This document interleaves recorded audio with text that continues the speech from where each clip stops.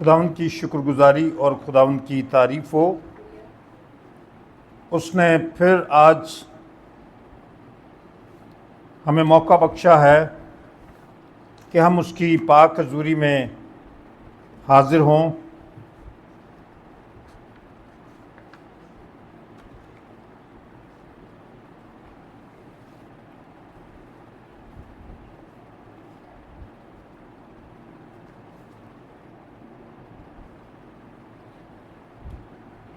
मुक़द्दस लूका की इंजील में से हम आज फिर देखेंगे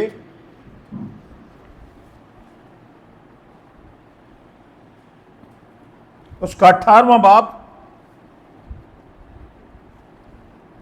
और उसकी पहली आयत से। न्यू टेस्टामेंट में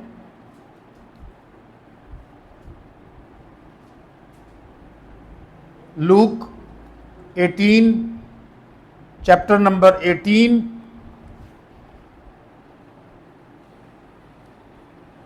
और वर्स 1 to 8 कलाम खुदा में इस तरह लिखा है। फिर उसने इस गर्ज से कि हर शख्स को दुआ करते रहना और हिम्मत ना हारना चाहिए, उनसे ये तमसील कही कि किसी शहर में एक काजी था। ना वो खुदा से डरता, ना आदमी की कुछ परवाह करता था। और उसी शहर में एक बेवा थी जो उसके पास आकर ये कहा करती थी कि मेरा इंसाफ करके मुझे मुद्दई से बचा। उसने कुछ अरसे तक तो ना चाहा, लेकिन आखिर उसने अपने जी में कहा, गो मैं ना खुदा से डरता और ना आदमियों की कुछ परवाह करता हूं, तो भी इसलिए कि ये बेवा मुझे सताती है, मैं इसका इंसाफ करूंगा। ऐसा ना हो कि ये बार बार आकर आखिर को मेरा नाक में दम करे। खुदावंद ने कहा, सुनो, ये बेइंसाफ काजी क्या कहता है। बस क्या खुदा अपने बुजुर्गों का, बरगजीदों का इंसाफ ना करेगा, जो रात दिन उससे फरियाद करते हैं? और क्या वो उनके बारे में देर करेगा?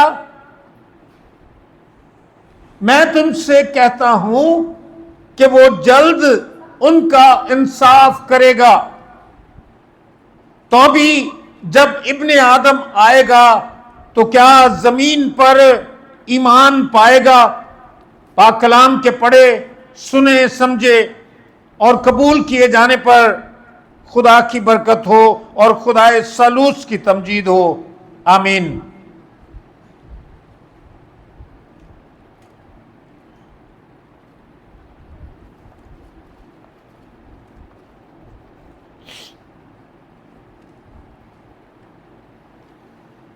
खुदावंद के बाबरकत और मुबारक कलाम में आज फिर एक तमसील के बारे में, जैसा कि हम इन दिनों में तमसीलों के बारे में देख रहे हैं,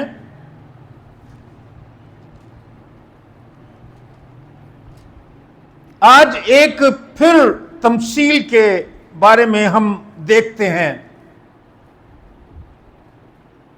और इस तमसील को, इस कहानी को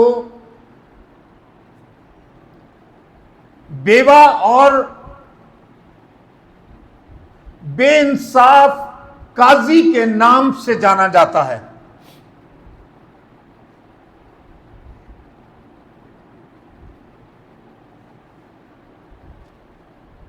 आप जानते हैं कि एक तरफ तो वो खातून है जो बेवा है,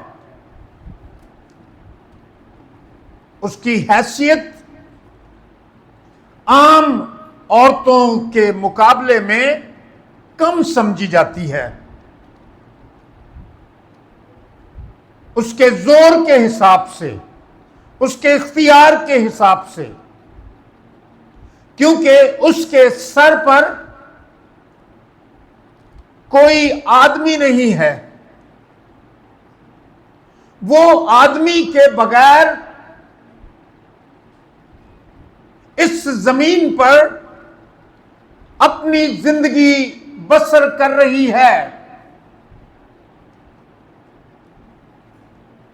हालांकि हम समझते हैं कि यहूदियों के नजदीक औरत को वैसे भी दूसरे दर्जे का इंसान समझा जाता था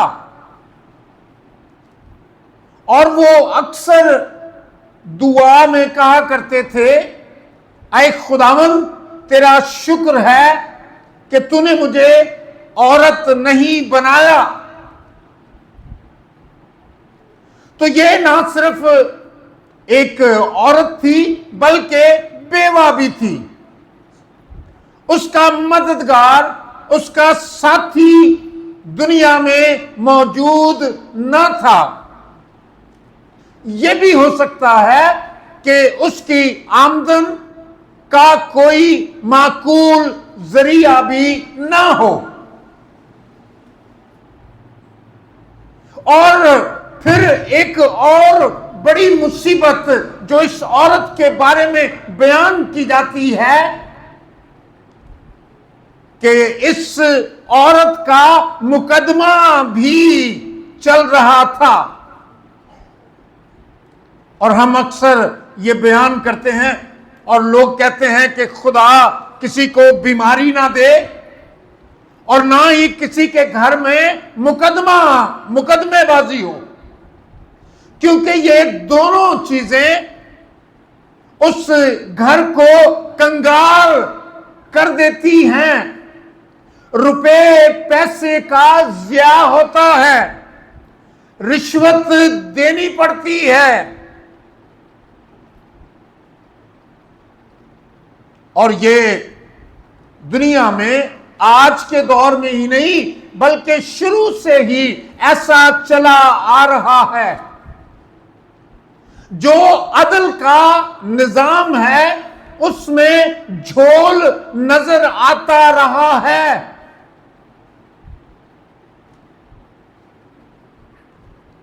वो औरत जो बेवा थी, यीशु मसीह ने तमसील सुनाई और कहा कि वो उसका मुकदमा जिस काजी के पास था वो खुदा से भी नहीं डरता था। इसका मतलब यह है कि उसे इस बात की कोई परवाह नहीं थी कि जो मुकदमात का वो फैसला कर रहा है वो दुरुस्त है या गलत है, बल्कि वो उन लोगों के लिए फैसले लिखता और करता था जो उसके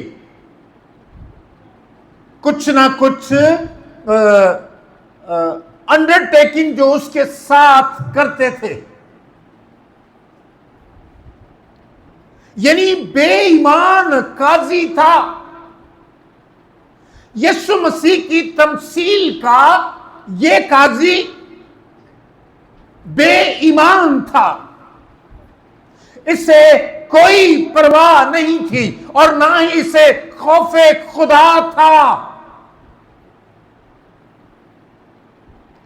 मुकद्दस लूका ने यीशु मसीह की बयान करदा ये इंजील में जो ये तमसील बयान की है उसमें ये काजी इंसाफ करने वाला काजी ना था।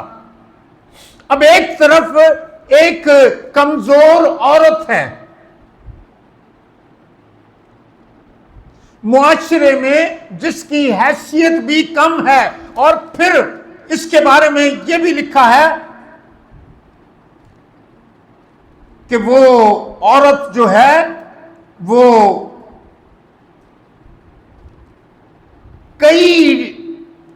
काफी वक्त से वो अपने मुकदमे के हवाले से काजी के पास, काजी के दफ्तर में आती रही है। पहली दफा ये नहीं गई, बल्कि काफी वक्त हो चुका है और ये बार बार काजी के पास जाती रही है और ये कहती रही है कि तू मेरा फैसला कर दे। इस तमसील से यह भी पता चलता है कि वो खातून जो है, जो कुछ वो चाहती है, दर हकीकत वो एक ऐसा फैसला चाहती है जो मेरिट पर पूरा उतरता हो। वो कुछ ऐसा काजी से तवक्को नहीं कर रही जिसमें वो किसी किस्म की फेवर काजी से चाहती हो, बल्कि वो ये चाहती है कि अब मेरी जान छुड़ा दीजिए। ऐसा निजाम इस तमसील में बताया गया है कि काजी बजाय ये कि उस मनसिब पर बैठकर ठीक फैसला करे, वो अपनी मर्जी से फैसला सुनाता है। जिन लोगों का अदालतों के साथ किसी ना किसी हवाले से वास्ता पड़ता है और वो गरीब हों और उनकी कोई सिफारिश ना हो, उनको उनके पास अपने लिए कोई वकील करने का भी इंतजाम ना हो, तो वो किस कदर बेयारो मददगार होते हैं।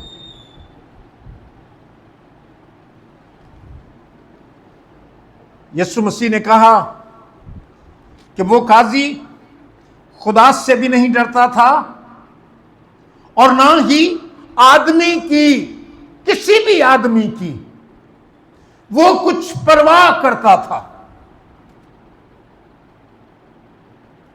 लगता है कि वो ना सिर्फ बासर बाइख्तियार बल्कि बेईमान, जिद्दी और हद धर्म था।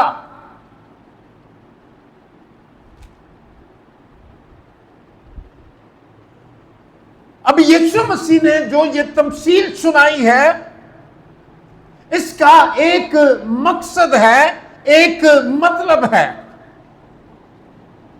और वहां पर एक औरत का जो बेवा है, जो जिक्र किया है, जो बार बार वहां जाती है, इसका एक मकसद है।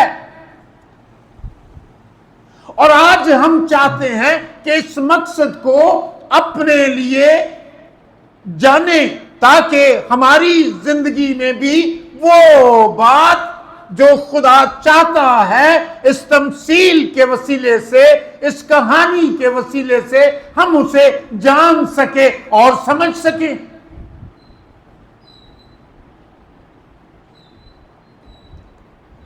लिखा है कि उस औरत को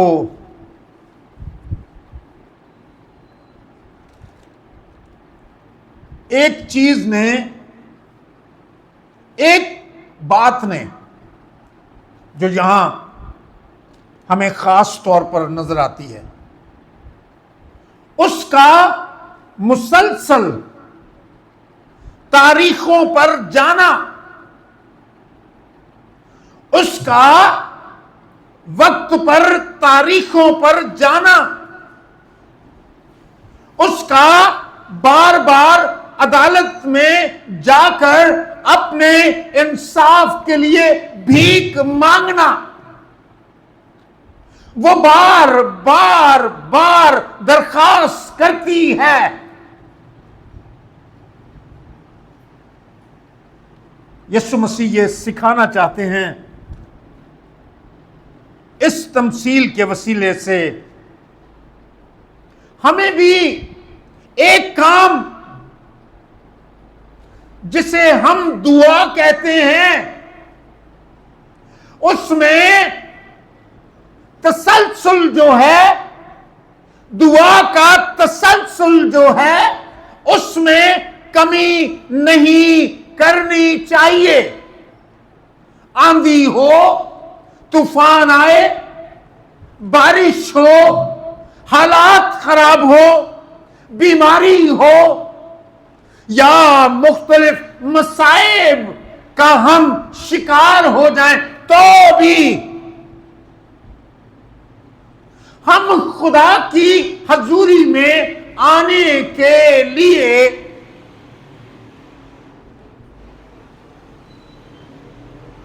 अपने इस इरादे को मजबूत बनाते हुए रेगुलर दुआ में झुके रहें। दुआ करना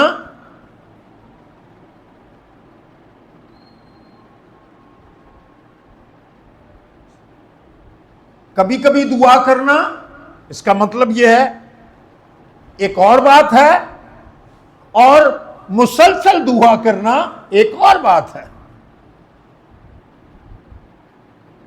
जो लोग दुआ की अहमियत को नहीं समझते, इबादत की अहमियत को नहीं समझते, खुदा की हजूरी में जाने के लिए वो इस कदर खुदा की हजूरी में जाना अहम नहीं समझते। ठीक है, वक्त होगा तो चले जाएंगे, वक्त होगा तो दुआ करेंगे। अरे काम ही बहुत है, बच्चे जवान हो गए, सर पर आ गए हैं, तालीम का खर्चा बढ़ गया है। हम दुआएं करें या मेहनत करें, और ऐसे ही बहुत से बहानेबाजियां, ऐसे ही बहुत से एक्सक्यूज के साथ वो दुआ की रूटीन कभी भी नहीं बना पाते, क्योंकि वो दुआ को अहम नहीं जानते, वो दुआ की ताकत से वाकिफ नहीं है। खुदा के कलाम में लिखा है, एलिया हमारा हम तबीयत इंसान था, और जब एलिया ने दुआ की तो 3.5 बरस तक आसमान बंद हो गया, ना सिर्फ बारिश बल्कि ओस पड़ना भी बंद हो गई।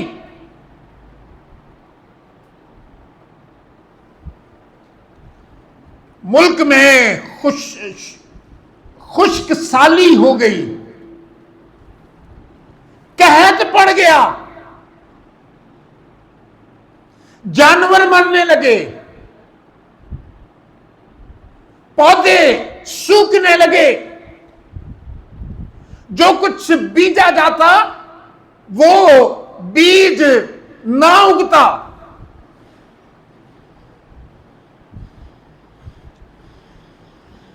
दुआ वो ताकत है जो आसमान को बंद कर सकती है, दुआ वो ताकत है जो आसमान को खोल सकती है। एलिया के बारे में लिखा है कि फिर जब उसने दुआ की तो आसमान खुल गया और बारिश, कसरत के साथ बारिश होना शुरू हो गई। यीशु मसीह ने कहा, अगर तुम ईमान के साथ दुआ करते हो, ईमान के साथ कहते हो ये दरख्त यहां से उखड़ जाए,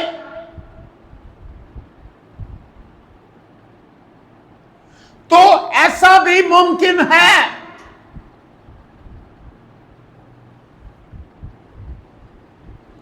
आपको आज इस हवाले के वसीले से आपको और मुझे खुदा ये बताना चाहता है, हमारी जिंदगी में दुआ की क्या अहमियत है, दुआ की क्या रूटीन है। क्या हमारे पास दुआ के हवाले से कोई गवाही है?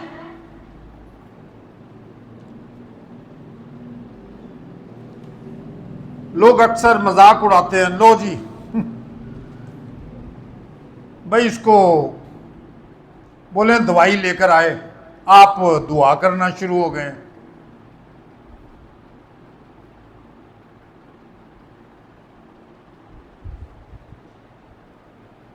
और यीशु मसीह के बारे में लिखा है, यीशु मसीह के बारे में कि उसके खून के वसीले से हमें क्या होता है? शिफा मिलती है।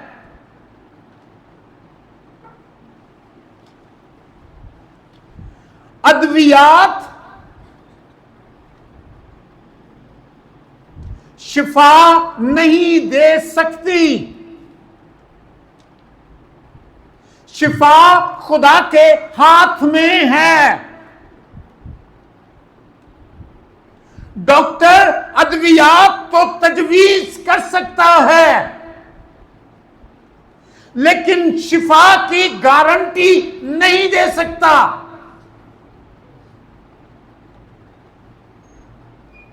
बहुत सी अद्वियात लेने के बावजूद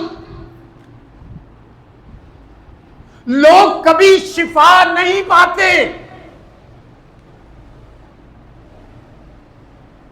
मैंने बहुत से ऐसे मौकों पर खुदा के खादमों को दुआ करते हुए देखा। उनके दुआ करने के वसीले से लोगों ने इज्जत पाई। आसमान जिन लोगों के लिए बंद था, खादमों की दुआओं के वसीले से खुदा ने उनके लिए आसमान खोल दिया। आप क्यों कहते हैं, या आप दुआ में अब तक कायम क्यों नहीं हुए? क्यों आपने अपने घर में एक कपड़ा दुआ के लिए नहीं रखा, ताकि उसे जमीन पर बिछाकर घुटनों के बल खुदा की हजूरी में झुक सकें?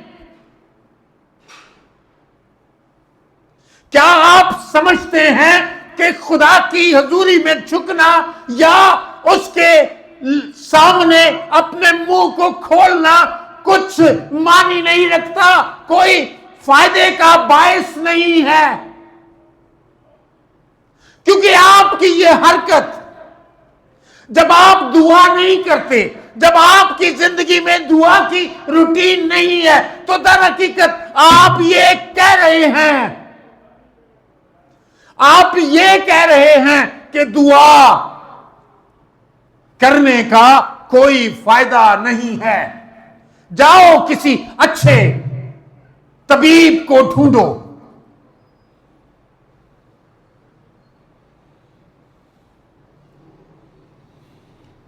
लेकिन जो तमसील रब्बना यस्सु अल मसीह ने बयान की है, वो बेइंसाफ काजी और बेवा के हवाले से शुरू में ही 18वें बाब की लूका 18वें बाब की पहली आयत में ही लिखा है। यीशु मसीह ने इस गर्ज से ये तमसील पेश की। किस गर्ज से की? कि हर वक्त दुआ करते रहना चाहिए और हिम्मत ना हारना चाहिए। मैं फिर यहां एलिया के हवाले से, एलिया जब करमल की पहाड़ी पर था और अखीब बादशाह उसके साथ था, 3.5 बरस हो चुके थे, आसमान बंद था, ओस बंद हो चुकी थी, खुश्क साली थी, कहत पड़ गया था पूरे मुल्क में।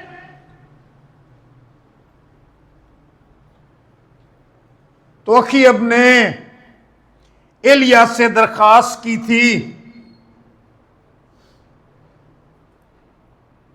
क्योंकि अखीब के जमाने में ऐसा भी हुआ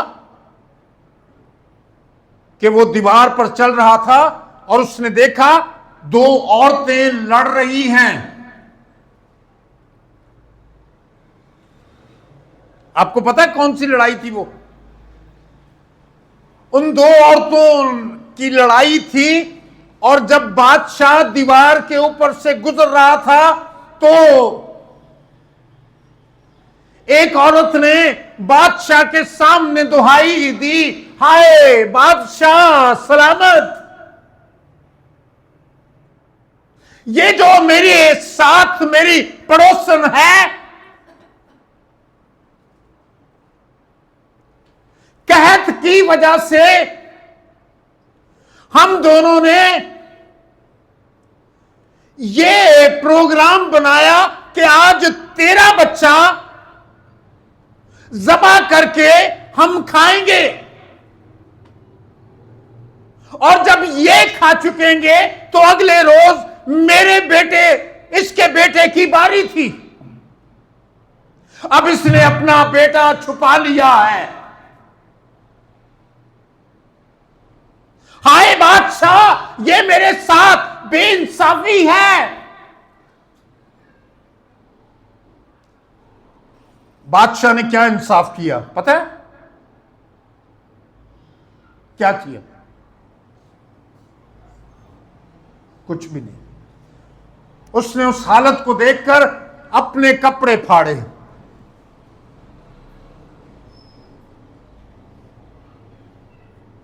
वो ये तो नहीं कह सकता था कि अपना बेटा दे ताकि इसको भी ज़बह किया जाए।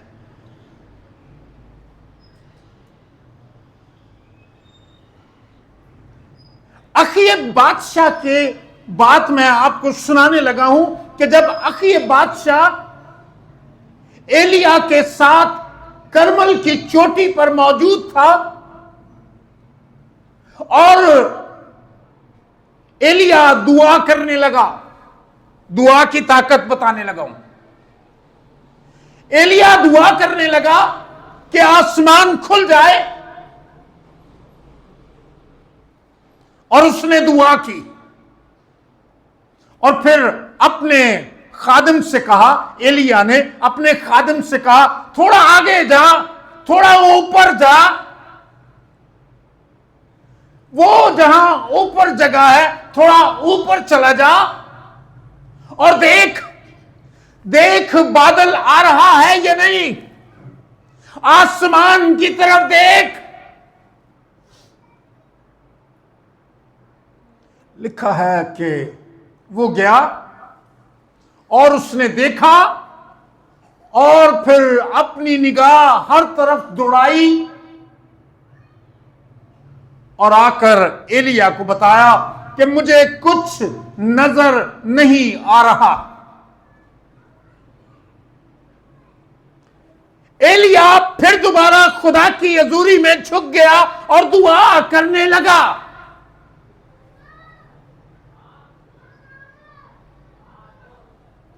और दुआ करने के बाद फिर उसने अपने खादिम से कहा, जा जरा जाकर देख। और वो फिर आगे बढ़ा और थोड़ा ऊंची जगह पर गया और जाकर देखा। जब देखा तो हर तरफ आसमान तो बिल्कुल साफ है। उसने आकर एलिया से बताया,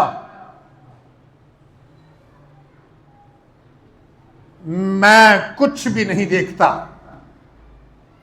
एलिया फिर दुआ में झुक गया।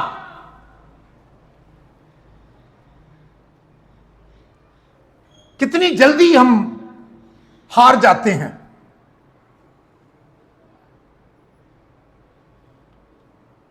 कई दफा ऐसा होता है, हम दुआ करते हैं और फिर उसकी रिपोर्ट जाने बगैर ही हम उसे छोड़ देते हैं, भेज देते हैं, ठीक है जा भाई। लेकिन इस तमसील के हवाले से लिखा है कि बार बार और हिम्मत ना हारना चाहिए। एलिया फिर दुआ करने लगा और जब दुआ कर चुका तो उसने अपने खादिम से कहा, जाके देख। और फिर उसने कहा, मैं दूर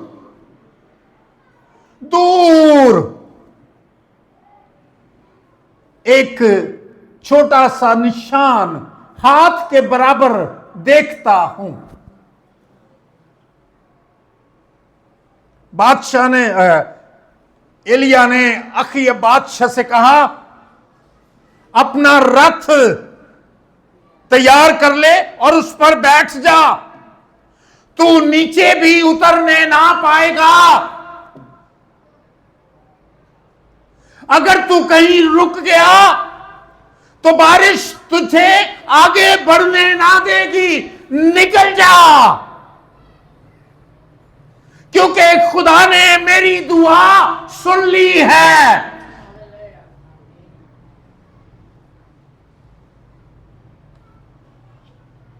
और कलाम में लिखा है, एलिया हमारा हम तबीयत इंसान था। जो दुआ ईमान के साथ की जाएगी, खुदा के कलाम में लिखा है, जो दुआ ईमान के साथ की जाएगी उसके बायस ना सिर्फ बीमार बच जाएगा बल्कि उसके गुनाह भी माफ हो जाएंगे। आप दुआ की अहमियत को कम ना समझें, या अगर अब तक कम समझा है तो इस बात से तौबा करें। आपने गलत समझा है। अब आप कलाम के मुताबिक आ जाइए। अब आप कलाम के मुताबिक सोचने लगे। अब आप कलाम के मुताबिक दुआ करना शुरू कर दें।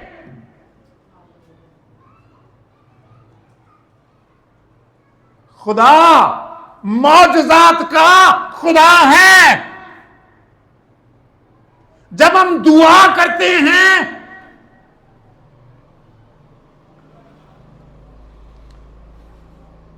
इस दुआ की वजह से इब्लीस को बड़ी तकलीफ होती है। जब हम दुआ करते हैं ना, इब्लीस को बड़ी तकलीफ होती है। इब्लीस पसंद नहीं करता कि हम दुआ करें।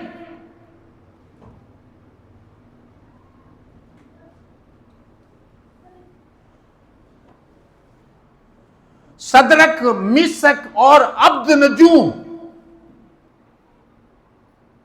दानिएल की किताब में इन तीन अशखास का जिक्र है, सदरक, मिसक, अब्दनजूम। और जब फारिस के बादशाह, दारा बादशाह ने एक बड़ी मूर्ति बनाई, तो बादशाह ने कहा, जब साजों की आवाज सुनो, जब ने की, जब करने की, तो जितने मेरी रियाया में हैं सब लोग क्या करें, इस मूर्ति के सामने झुक जाएं और दुआ करें।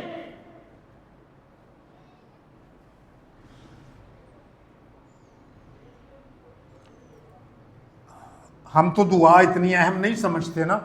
मैं भी कई दफा देखा है लोगों को, कहीं जाएं तो वो भी वैसे ही हाथ फेर लेते हैं, अपना तरीका ही भूल जाते हैं। हाँ, वो भी उत्थे बैठे ਉਂਝ ਦੇ दुआ वाले हो जाते हैं। ये एक्शन खत्म कर दे भाई।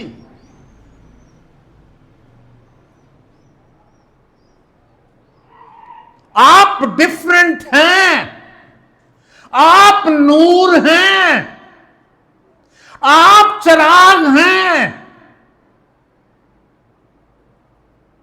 आप निजात याफ्ता हैं, आप बरगजीदा हैं।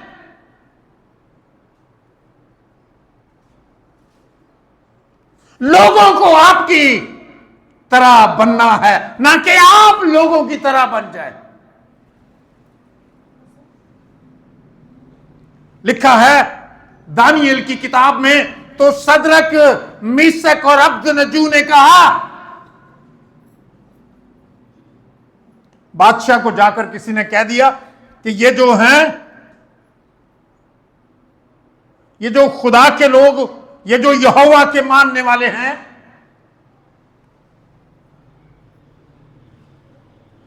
आए बादशाह सलामत, जब साजों की आवाजें आती हैं तो ये उस मूर्ति के सामने नहीं झुकते।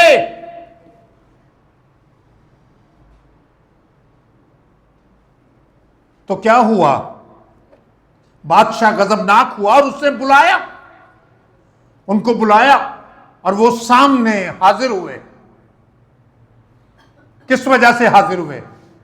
सिर्फ दुआ करने की वजह से, क्योंकि वो जिंदा और आसमान के खुदा की इबादत करते और सिर्फ उसी की हजूरी में दुआ करते थे।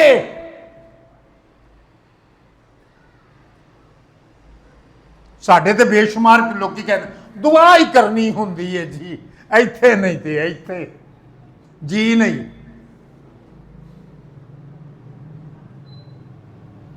आजकल तो ये जो दौर है इतना खतरनाक है, आप जानते ही नहीं। बैरूने मुल्क से इस तरह के बिदती तालीम रखने वाले लोगों ने आकर मुख्तलिफ जगह पर चर्चेस बनाए हैं, लोगों को गुमराह कर रहे हैं। इस बाइबल के मुताबिक नहीं बल्कि अपने ही मुताबिक इबादत करते हैं। जिस तरह फारिस के बादशाह दारा ने एक बड़ी मूर्ति बनाकर उनके सामने रखी थी। आपको पता है, कई लोगों ने ये बाइबल में भी इजाफा किया हुआ है, पता नहीं कितनी कितनी किताबें बना दी हैं इसकी। आप क्यों ये कहते हैं दुआई करनी चाहिए, इतने नहीं थे इतने? तो फिर सदरक, मीसक और अब्दनजू को क्या करना चाहिए था? दुआई करनी है, उठे नहीं थे मूर्ति के सामने, दिल में कुछ और कर रहे होते, जान तो बचाते, लेकिन ऐसा नहीं हुआ। उन्होंने इस गवाही को जो ईमान के वसीले से और मुसलसल दुआ करने के वसीले से उनकी जिंदगियों में कायम थी, उन्होंने इसके लिए डट कर मुकाबला किया।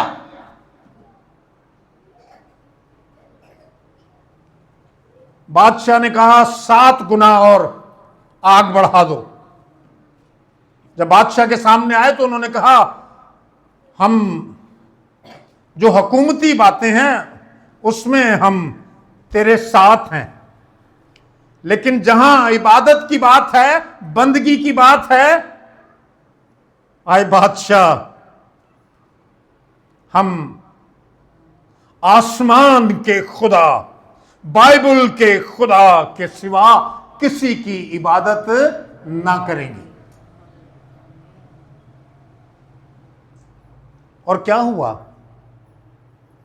क्या फिर? सदरक, मिशक, अब्दनजू को उठाकर जलती आग की भट्टी में फेंक दिया।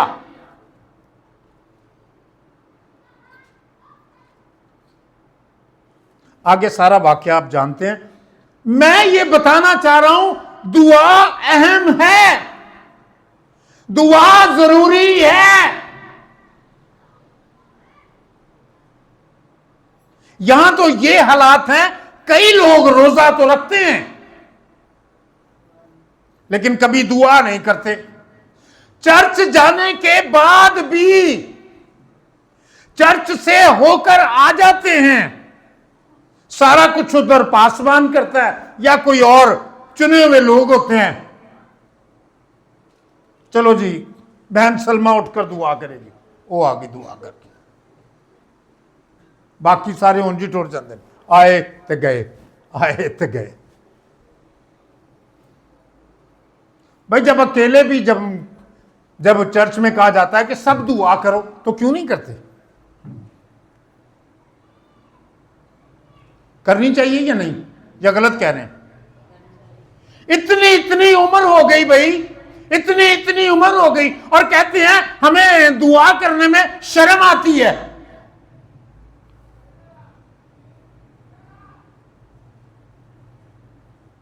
खुदा से बात करने में शर्म आती है, अपने लिए बरकत मांगने के लिए शर्म आती है, अपने बच्चों की जिंदगी, अपने बच्चों की तरक्की के लिए खुदा की हजूरी में मुंह खोलकर फरियाद करने में शर्म आती है।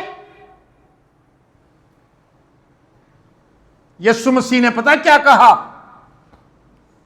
जो लोग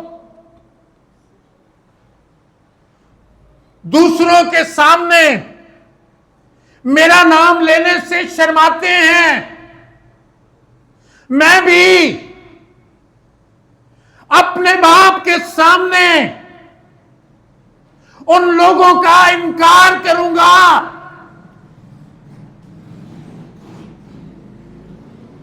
आज मेरी दरखास्त है, किसी भी तरीके से ये आवाज जब आपके पास पहुंच रही है तो खुदा का मकसद, मुझे ये ख्याल और ये बात और ये मजमून देने का मकसद ये है कि हम सब दुआ करने में कोताही ना करें।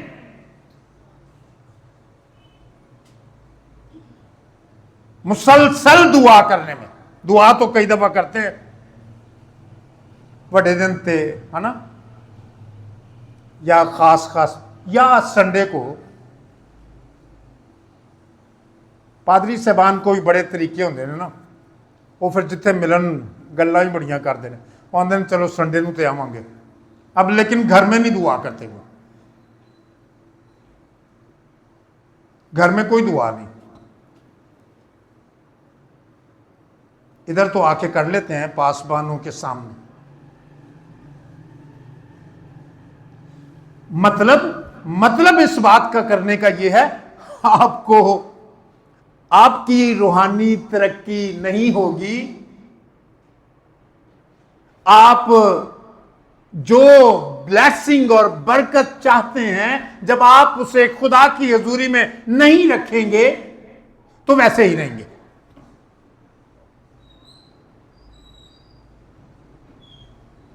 आपको अपने मामलात वो कैसे भी क्यों ना हो, अपने कमरे में, अपनी कोठरी में बैठकर खुदा के साथ गुफ्तगू बात करने की जरूरत है, और यह मुसलसल होनी चाहिए, कभी कभी नहीं। कदी कदी ना तो के गिरजे चले जाना।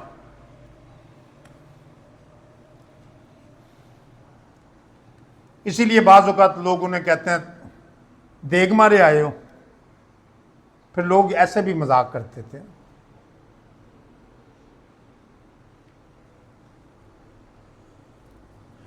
यीशु मसीह ने उस बेवा औरत के बारे में बताया कि अगरचे वो कमजोर थी और उसका कोई इतना इन्फ्लुएंस नहीं था लोगों पर, किसी ऐसे ओहदे पर नहीं थी वो, फिर बेवा भी थी, औरत भी थी और बेवा भी थी। लेकिन एक बात जिसने उसके मुकदमे का इंसाफ किया, सिर्फ एक वजह है, क्योंकि वो बार बार बार काजी के पास जाती। और काजी ने क्या कहा? काजी ने कहा अगरचे मैं खुदा से भी नहीं डरता, अगरचे मैं आदमियों की भी कुछ परवाह नहीं करता, तो अभी ये बेवा मुझे सताती है, ये बेवा मुझे सताती है, रोज दरवाजा खटखटाती है, रोज फरियाद करती है, रोज अपनी झोली मेरे सामने फैलाती है।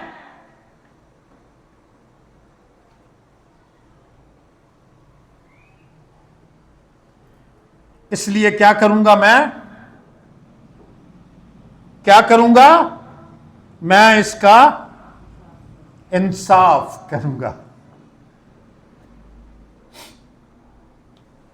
आपकी जिंदगी के जितने भी मामलात हैं, वो आपके शौहर के हवाले से हों, वो आपकी बीवी के हवाले से हों, वो आपके बेटों के हवाले से हों, वो आपकी बेटियों के हवाले से हों, वो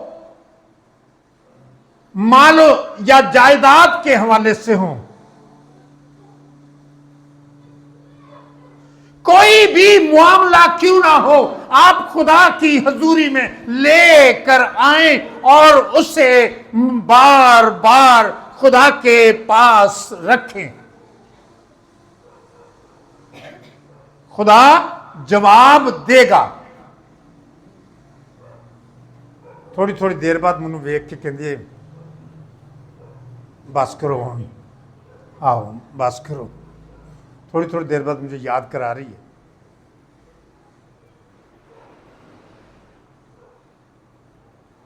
क्योंकि इनको बहुत ज़्यादा शौक भी है और बड़ी इस काम के लिए ये मेहनत भी करती है। इन्हों एवे कि ज़्यादा टाइम लाया तो लोगों को ਉਂਝ नस जाना तो मुड़ जाओ, इत्थे ही काम रहन दिओ।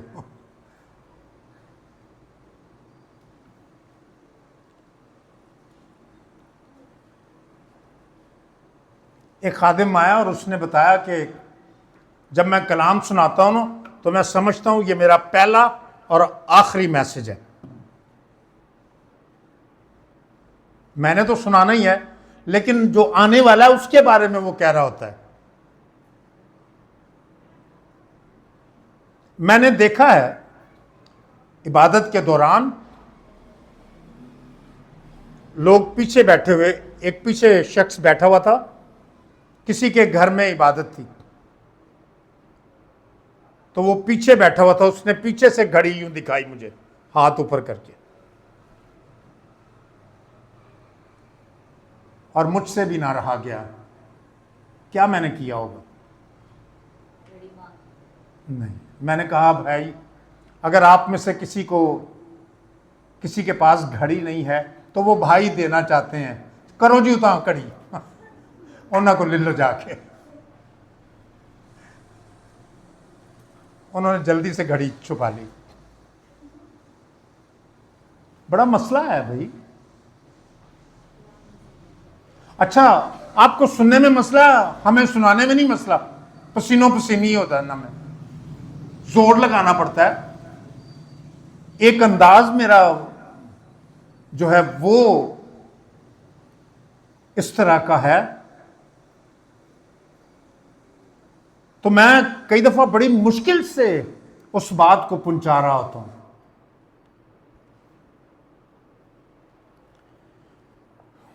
बात को हम, वो बेइंसाफ काजी इसलिए उसने बेवा का इंसाफ किया कि वो बार बार आकर सताती थी। यीशु मसीह ये बताना चाहते हैं, आप जिसके सामने दुआ करने लगे हैं वो बेइंसाफ नहीं है। बाप सुनता है, और जब आप अपना मुंह उसकी हजूरी में खोलते हैं तो वो उसका जवाब देता है। आप लेकर आए बात उसकी हजूरी में,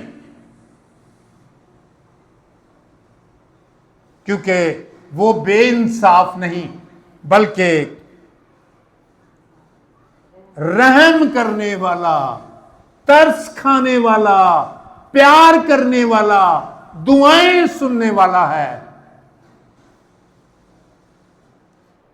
मछली के पेट में चला गया यूना, क्यों गया था? यूना मछली के पेट में क्यों गया? नाफरमानी की वजह से। कहा उसे नैनवा की तरफ जा रहा था, वो तरसीस की तरफ।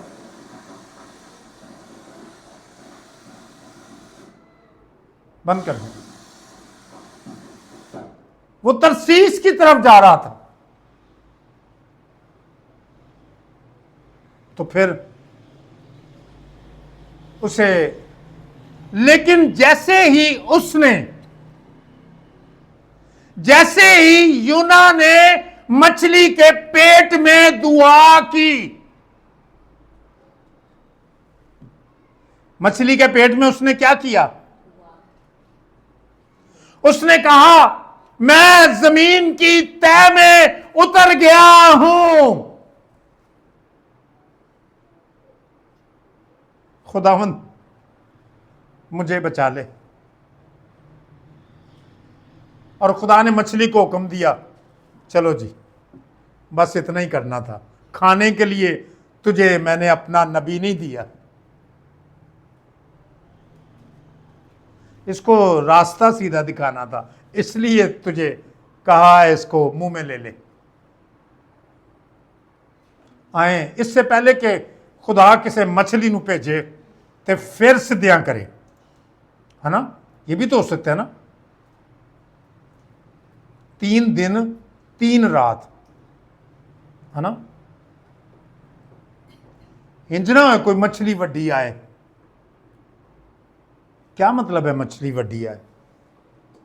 कोई आजमाइश आ जाए, कोई बीमारी आ जाए। मकसद तो खुदा का होगा सीधा करना, लेकिन आपको बड़ी तकलीफ होगी। वो दो पहले ही मान जाओ। आए हम दुआ करें, अपने सरों को झुकाएं और हम दुआ करेंगे।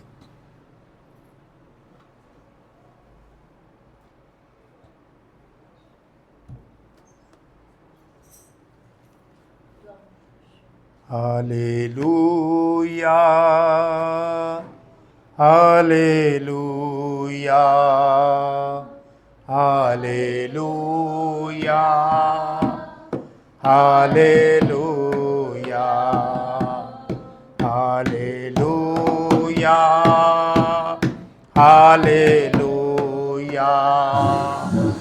Hallelujah, hallelujah, hallelujah, hallelujah, hallelujah, hallelujah, hallelujah, hallelujah, hallelujah, hallelujah. यीशु जिंदा है, यीशु जिंदा है, यीशु जिंदा है, यीशु जिंदा है, यीशु जिंदा है, यीशु जिंदा है, यीशु जिंदा है, यीशु जिंदा है। हालेलुया, हालेलुया, हालेलुया, हाले। हमारे जिंदा जलाली अबदी सच्चे खुदा, हम तेरी शुक्रगुजारी करते हैं, हम तेरी तारीफ करते हैं, हम तुझे मुबारक कहते हैं। तू भला खुदा है और दुआओं को सुनता है। तेरा कान भारी नहीं जो हमारी फरियाद ना सुने, ना तेरा हाथ छोटा है जो हमें बचा ना सके। ऐ बाप, हम तेरी शुक्रगुजारी करते हैं। एक एक को ब्लेस कर, एक एक को बरकत दे, अपने नाम में कायम कर, अपने जलाल के लिए इस्तेमाल कर। दुआया जिंदगी बख्श, बिला नागा दुआ करने वाले हों, बिला नागा तेरी हजूरी में झुकने वाले हों, तेरे कदमों में बैठने वाले अपना मुंह खोल कर अपने मामलात को, अपनी परेशानियों को, अपने दुखों को, अपनी खुशियों को और हर तरह की आजमाइश को, ऐ खुदा तेरी हजूरी में बैठकर खुदावंद खुदा तुझसे मदद लेने वाले हो। तू मदद करता है, तू दुआ को सुनता है और तू जवाब देता है, तू रहम करता है और तू मान लेता है, तू फिर बहाल कर देता है। हम तेरा शुक्र अदा करते हैं। खुदावंद खुदा भाई अकरम को तेरी पाक हजूरी में देते हैं। यीशु मसीह नासरी के नाम में आए खुदा, अपने बंदा अकरम पर रहम करना। खुदावंद सच्चे अबदी खुदा, उसकी किडनी की सारी प्रॉब्लम यीशु के नाम से जाती रहे। खुदावंद खुदा उसे जिंदगी और सेहत और सलामती अता कर। इसके साथ साथ एक और बच्चे के लिए भी हम दुआ करते हैं जिसके नाम से हम वाकिफ नहीं। आए खुदावंद हमारे खुदा, उस पर भी तेरा रहम चाहते हैं, उसे भी तेरी पनाह में देते हैं। आए खुदावंद हमारे खुदा, तू ही सेहत याबी और तंदुरुस्ती बख्शने वाला है। हमारे खुदा, इन दिनों में जंग के इन हालात में हम तमाम लोगों को याद करते हैं। खास तौर पर आए खुदा, तमाम सिविलियन को जो मुख्तलिफ जगहों पर और बिलखसूस जंग वाले एरिया में रहते हैं, उन्हें भी तेरी पनाह में देते हैं। खुदावंद खुदा, तू ही उन मासूम जानों को बचाने वाला है। और पाक जलाली अबदी खुदा, वो सारी बातें जो जंग के जरिए से हो रही हैं, हम दरख्वास्त करते हैं, ऐ पाक और अबदी खुदा, अपना हाथ बढ़ा, मदाखलत कर, और खुदावंद खुदा वही काम जो जंग के जरिए होता है बातचीत से तय हो जाए, लोगों के दिलों को नरम कराए खुदा, और इस जमीन पर भलाई और अमन को पैदा कर। हम सबको अपनी बरकतों से रुखसत फरमा। जितने बिला नागा तेरी पाक हजूरी में आते हैं, अपनी उन बेटियों के लिए, अपनी उन बहनों के लिए, अपने उन भाइयों के लिए, उन बच्चों के लिए, खुदावंद खुदा तेरी बरकत चाहता हूं। अपने आप को और अपने घराने को भी तेरी हजूरी में देता हूं। तेरे खादिम पास्टर मकबूल को और उसके घराने को भी तेरी पाक हजूरी में देता हूं। खुदावंद खुदा बरकत देना और ब्लेस करना, आई हुई एक एक जान को ब्लेस करना, खिदमत के लिए तैयार करना, खिदमत के लिए इस्तेमाल करना, और खुदावंद खुदा ये तेरी हजूरी में झुकने वाले और बरकत पाने वाले हों। पाक जलाली अबदी खुदा, जितने मामलात हैं खुदावंद जिन्हें ये लेकर तेरी हजूरी में आए हैं और इस वक्त तेरे कदमों में बैठे हैं, यस्सु के नाम से वो तेरी हजूरी में खुदावंद खुदा इनकी दुआएं कबूल हों। ऐ पाक और अबदी खुदा, बहन ग्रेस के बेटे को भी हम तेरी पाक हजूरी में देते हैं, जो कल खुदावंद खुदा हमारे साथ यहाँ मौजूद था।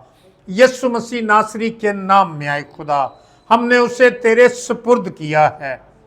हमारा ईमान है आए खुदा, अद्वियात नहीं बल्कि खुदावंद खुदा तू ही शिफा देने पर कादिर है। तेरे बेटे अपने खुदावंद यीशु के लहू में तेरे उस बच्चे को दे देते हैं। सेहत याबी और तंदुरुस्ती अता कर, और खुदावंद खुदा अपनी बरकतों से माला माल कर। जितने लोगों हमारे साथ मिलकर दुआ करने का अहद करते हैं, उन्हें भी खुदावंद खुदा जल्द हमारे दरमियान हमारे साथ लेकर आ।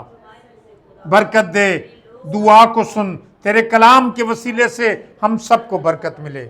यीशु मसीह नासरी के नाम से मांगते हैं, आमीन। ऐ हमारे बाप, तू जो आसमान पर है, तेरा नाम पाक माना जाए, तेरी बादशाही आए, तेरी मर्जी जैसी आसमान पर पूरी होती है जमीन पर भी हो। हमारे रोज की रोटी आज हमें दे, और जिस तरह हम अपने कर्जदारों को माफ करते हैं, तू भी हमारे कर्ज हमें माफ कर। हमें आजमाइश में ना पड़ने दे, बल्कि बुराई से बचा, क्योंकि बादशाही, कुदरत और जलाल हमेशा तेरे ही हैं, आमीन। अब हमारे खुदावंद यीशु मसीह का फजल, खुदा बाप की मोहब्बत, पाक रूह का मेल मिलाप हम सब पर, कुल ईमानदारों पर, हाजिर जमात पर आज से अब तक होता रहे, आमीन।